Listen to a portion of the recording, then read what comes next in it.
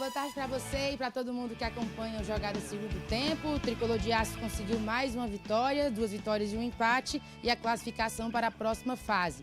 Destaque importante para o lateral direito Mailton. Ele que chegou recentemente na equipe, mostrou bom desempenho. No único gol da partida, a jogada começa por ele no meio de campo. Ele tira 3 atletas do Maracanã, consegue encontrar o Rosseto pelo lado direito, cruza para o Rosseto que vê o Barreiro sozinho. Quando o centroavante de camisa 9 tenta chutar, é ali interceptado pela zaga da equipe do Maracanã, mas consegue marcar o único gol da partida e dar a vitória ao Tricolor de Aço. No final do jogo, nós conversamos com o Thiago Carpini e ele falou justamente dessa individualidade do Mailton, sabendo da importância que tem um atleta para o elenco do Fortaleza, mas que ele precisa resolver outras questões, já que ele é lateral direito e precisa reforçar cada vez mais o sistema defensivo. Acho que a adaptação à voltagem foi rápida, né? Já é 220, chegou, se adaptou rápido. Mas é um atleta que a gente precisa não deixar... Não limitar o que ele tem de melhor, que é essa profundidade, que é a parte ofensiva, e trabalhar muito a parte final dele, porque ele tem muita facilidade de chegar no terço final do campo, mas acho que a gente precisa ajustar as melhores escolhas, e mesmo jogando nesse sistema com 3 volantes, hora a gente pode usar meias também nos corredores, nós vamos variar isso durante a temporada, aí nós precisamos ter uma linha defensiva um pouco mais estruturada, nós não podemos ter só os nossos 2 zagueiros correndo para trás, então ele também precisa cuidar um pouco da parte defensiva. Eu acho que é isso que a gente é o nosso desafio, melhorar e potencializar essas coisas nele para que ele seja um atleta ainda mais completo. Tá aí, André, Mailton, que teve um destaque importante na partida também, como o Adam Barreiro, ele que agora assume a camisa 9 do Fortaleza, foi autor do gol e ali ele vê os centroavantes, os 2 centroavantes da equipe marcando nas partidas seguidas. Primeiro o Kaique e depois o Barreiro. Antes da gente falar sobre esse assunto, vamos falar um pouquinho sobre o Mailton aqui, Fernando Alves, porque o WB já puxou esse assunto, já começou a falar sobre o Mailton, mas eu vou dizer um negócio, WB. Não quer dizer que ele vai ser a solução dos problemas, não quer dizer que ele vai ser o grande achado do Fortaleza. A amostragem ela ainda é muito pouca e o contexto também precisa ser levado em consideração, os adversários que o Fortaleza está enfrentando e tudo mais. Mas se tem algo que tem chamado mais a atenção e principalmente eu diria, mais até do que a qualidade técnica, é pela vontade, pela entrega, pelo interesse em demonstrar serviço, tem sido o próprio Mailton. Ele tem sido esse cara da correria, o cara que tá tentando, o cara que vai na bola parada. A jogada do Barreiro começou com ele costurando ali pelo meio, aí deu o passe pro Rosseto, o Rosseto fez o cruzamento, o Barreiro fez o gol.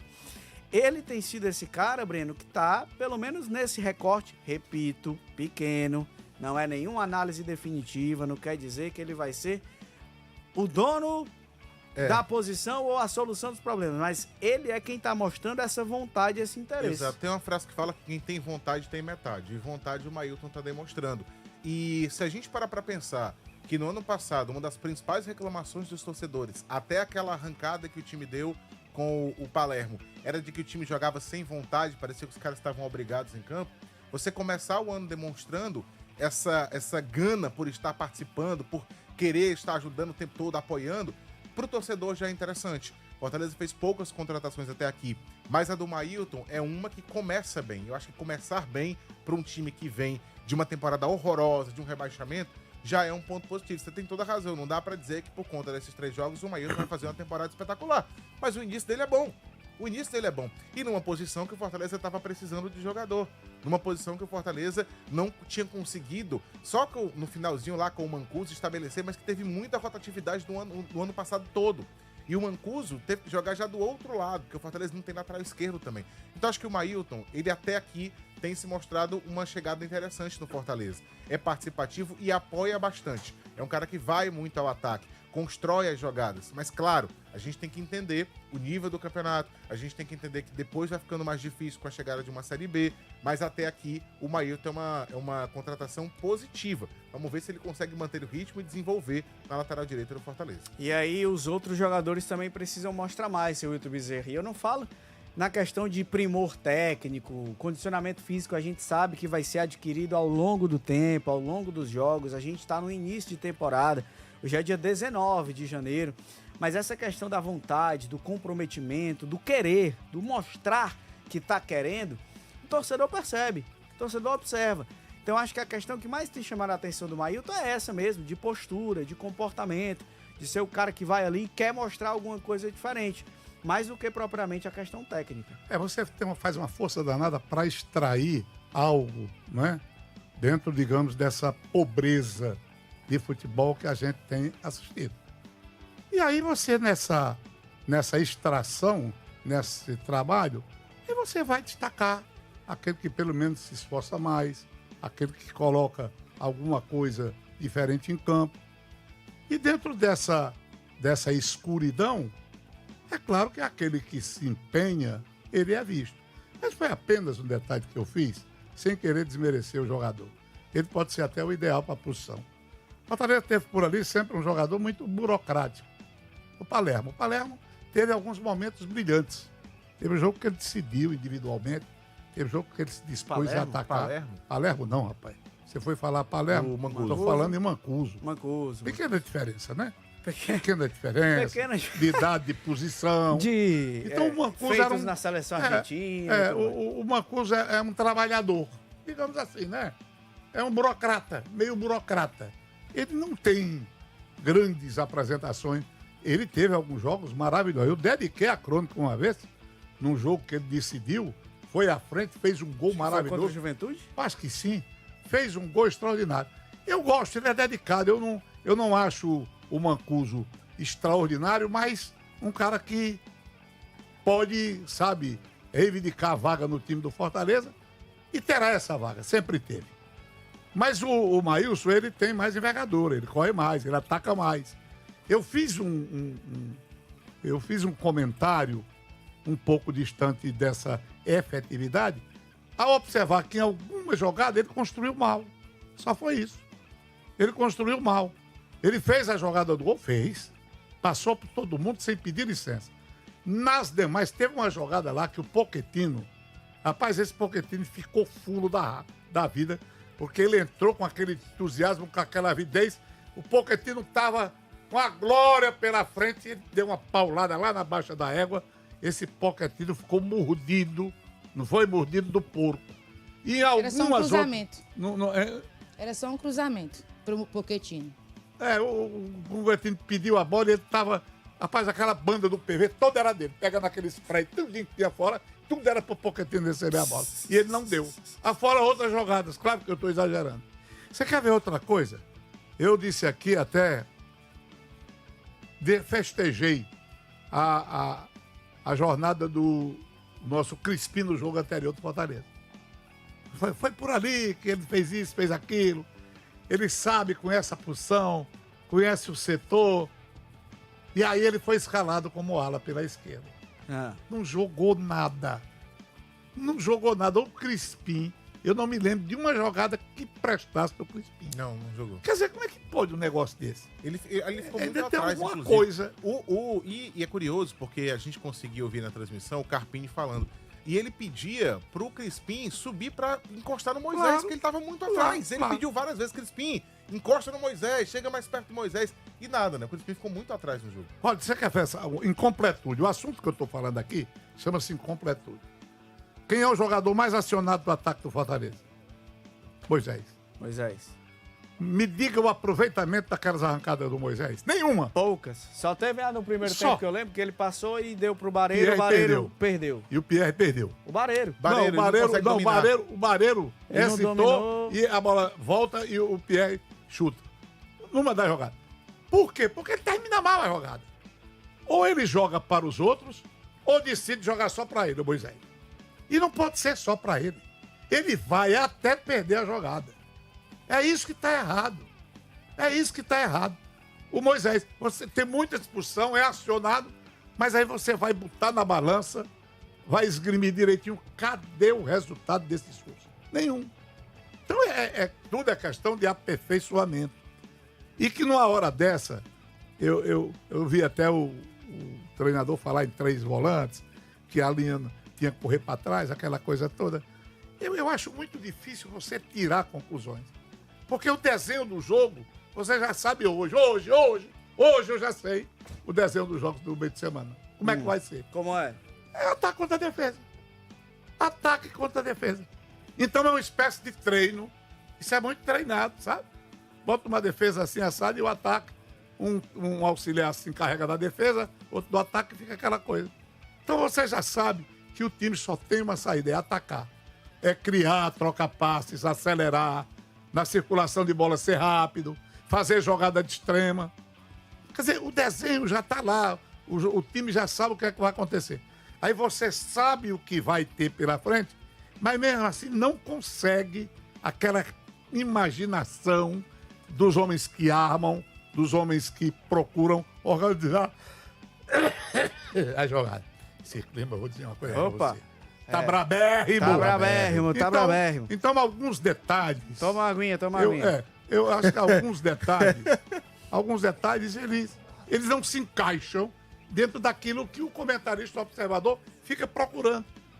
Né? Uhum. É um negócio meio difícil. Tá muito resumida a história.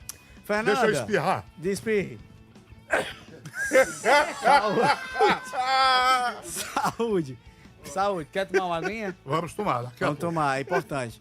Fernanda, tem mais assunto aí pra gente conversar do que o Carpini conversou depois do jogo, não foi? Isso, ele falou sobre a questão dos atletas que evoluíram durante esse processo. Falou dos centroavantes Kaique e Bareiro, os dois que conseguiram marcar gols nas partidas passadas, mas também ele cita outros nomes que precisam melhorar dentro do elenco. Um deles é o Moisés. Vamos acompanhar. Aproveitar esses momentos, o estadual, as oportunidades e fazer gols, né? É importante para que eles ganhem ainda mais confiança para a sequência da temporada, que vão ser jogos e competições muito duras. Não só os 2-9, né? Mas eu acho que o jogo passado do Pochettino, né? Ele voltar a marcar gols, nós precisamos também estimular mais essa tomada de decisão dentro da área do Moisés. É um desafio, ele tem a facilidade de pisar na área, tem a facilidade de tirar da frente. Agora a gente precisa fazer ele também terminar melhor as jogadas e fazer os gols. Isso vai acontecer, porque é um cara que trabalha muito e tem muita capacidade. Mas em relação à sua pergunta do Kaique e do Bareiro, é muito importante para nós e principalmente para o atleta, para que ele se sinta cada vez mais confiante e seguro. Se em 2025 ficou aquele problema dos jejuns de gols dos centroavantes, pelo menos nesses 3 primeiros jogos, 2 com gols, tanto do Kaique como do Bareiro, começando aí a caminhar num processo positivo os centroavantes do Fortaleza, André. Breno, o Bareiro, ele precisa... Cara, eu acho que o Bareiro ainda precisa de uma definição. Ele fica ou não fica?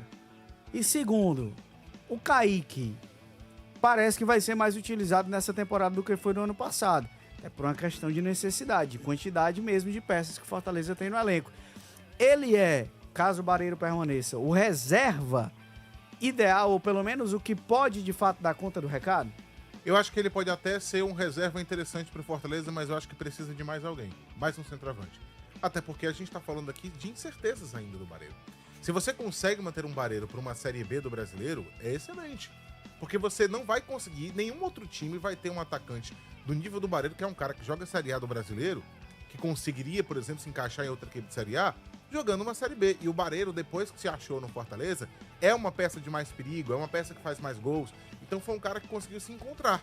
Mas essa indefinição, como a gente tá falando, e por que é indefinição? Porque o Fortaleza ainda precisa resolver muita coisa financeira.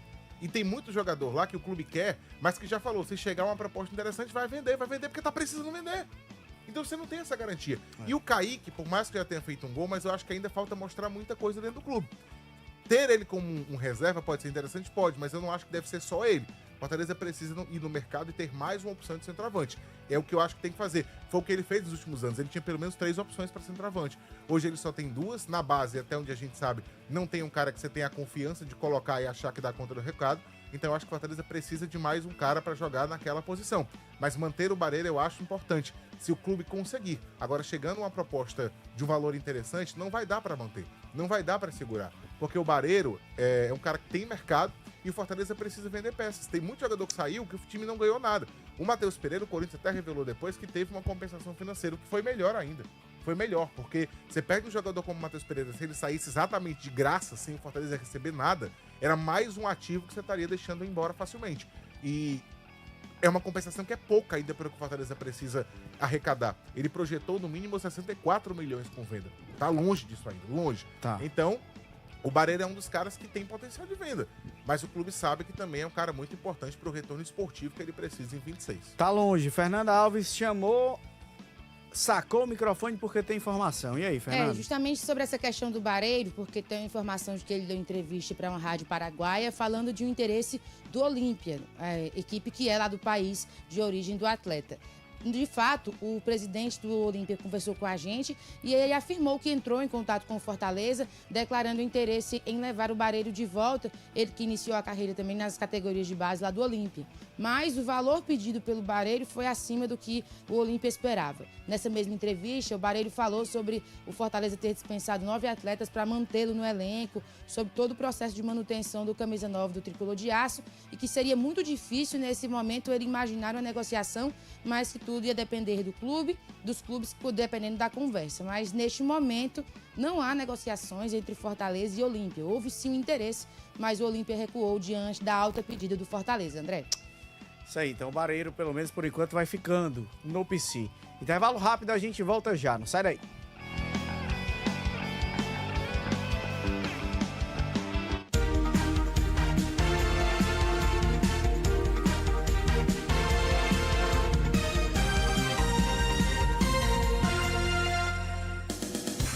Jogada, segundo tempo. Paraflu, o líquido de radiador número 1 entre os mecânicos do Brasil. Patrocinador oficial da Copa do Nordeste 2025. Nos dias 9 e 10 de março de